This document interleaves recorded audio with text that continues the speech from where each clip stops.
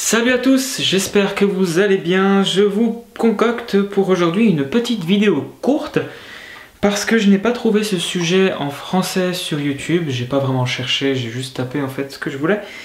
Et je sais qu'on ne l'aborde pas trop en fait et que les longboarders débutants ne connaissent souvent pas ce terme et ce sont souvent les longboarders plus expérimentés qui leur expliquent. Du coup, je vais jouer le rôle du longboarder expérimenté, même si c'est pas vraiment le cas, et je vais vous apprendre à déglacer vos roues de longboard. Donc, vous aurez compris du coup que je change de roue. J'étais avant sur des Butchables de Sector 9, maintenant je ride des Venom Cannibal. Elles sont en 72 mm, 72 mm, et en 80A, 80A de duromètre. Du coup, elles sont assez molles. Vous pouvez voir aussi en fait qu'elles ont des lèvres. Donc ici, en fait, vous voyez vraiment les lèvres, et puis là aussi. Du coup, qu'est-ce que ça fait? Ça fait que j'aurai plus d'accroche. Du coup, je pourrai plus serrer mes virages sans me déporter, contrairement aux Butchables qui n'ont pas de lèvres et en fait qui me laissent me déplacer sans que je le veuille par moment. Ensuite, le cœur de ces roues, vous pouvez peut-être pas bien le voir en fait, mais il est side set. Alors, le cœur d'une roue, s'il est center set, il se situe là, donc pile poil au milieu. S'il est offset, il va être... Ouh, moi qui est tombé. S'il est offset, il va être tout au bord. Et side set, il est légèrement en fait entre le milieu et le bord, donc il est à peu près là. Voilà. Ça fait du coup que j'aurai plus d'accroche, mais que je pourrais quand même slider. Le seul truc en fait que je devrais prendre en considération, c'est que je pourrais pas swap les roues, je pourrais pas les inverser en fait sur les trucks pour les économiser. Voilà.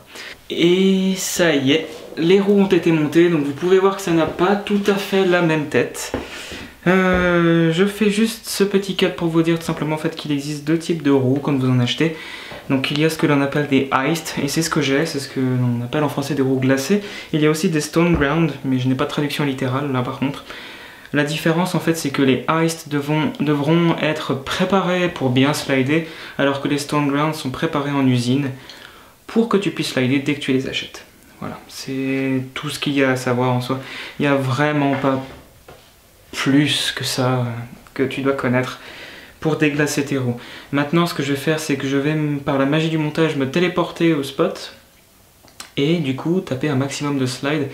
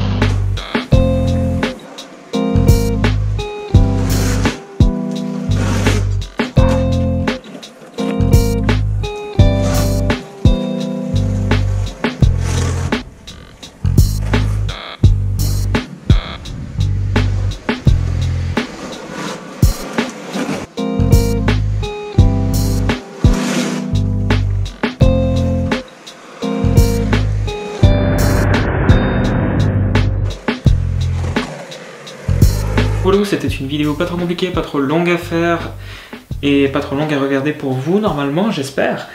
Du coup vous avez pu voir en fait comment on déglace une roue. Donc vous avez vu que les roues crochent plus en fait et que j'ai un petit peu plus de difficulté à lancer mes slides.